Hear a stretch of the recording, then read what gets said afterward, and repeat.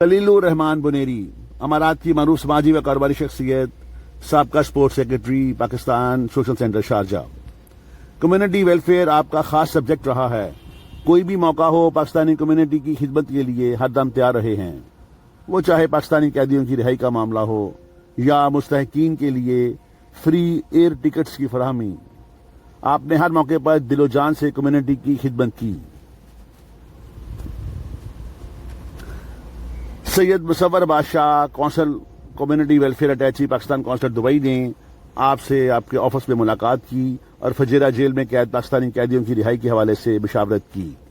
इस मौके पर खलील उर रहमान बुनेरी की जानिब से मुअज़्ज़ज़ मेहमान को एजाज़ शील्ड पेश की गई। इस सिर्फ यूएई में नहीं बल्कि पूरी दुनिया में ये उबा आया था, और ख़ासकर जो यूएई में था, अल्लाह ने हमें भी ये तौफीक दिया कि हमने भी अपने पाकिस्तानियों की खिदमत की है।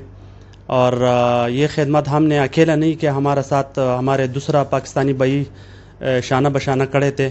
और ख़ासकर मैं अगर ज़िक्र न करूँ तो ये ज़्यादती होगी। हमारी consulate excellency consul general Pakistan Dubai Ahmad Amjad Ali साहब, मैं उनका शुक्रिया अदा करता हूँ। और ख़ासकर मैं अमजद अली साहब और उनके पूरे टीम को खिराज तहसीन पेश करता हूँ कि उन्होंने जिस जज्बे से काम किया है पाकिस्तानी भाइयों का, यानी पाकिस्तानी कम्युनिटी का। तकरीबन ये 3 महीने के दौरान 30,000 पाकिस्तानियों को बाहिफाजत पाकिस्तान भिजवाया और 17,000 के लगभग तकरीबन पाकिस्तानियों को राशन दिया। और इसके साथ साथ तकरीबन 400 साढ़े 400 लैपटॉप जो है पाकिस्तानियों स्कूलों में तकसीम किया, जो कि हमारे फुजेरा स्कूल में भी काफ़ी लैपटॉप दिया बच्चों को। खलील उर रहमान बुनेरी ने कहा कि वो यूएई गवर्नमेंट को खिराज तहसीन पेश करते हैं कि उन्होंने कोरोना के मौके पर बेहतरीन इकदाम किए और आवाम की सेहत और हिफाजत के लिए एहतियाती तदाबीर अपनाई।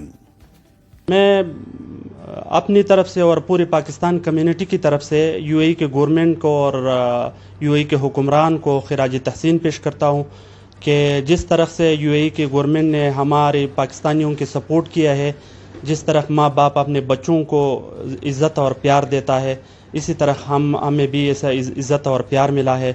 मैं एक बार फिर अपनी तरफ से हुक्मरान यूएई और आवाम यूएई को खिराज तहसीन पेश करता हूँ।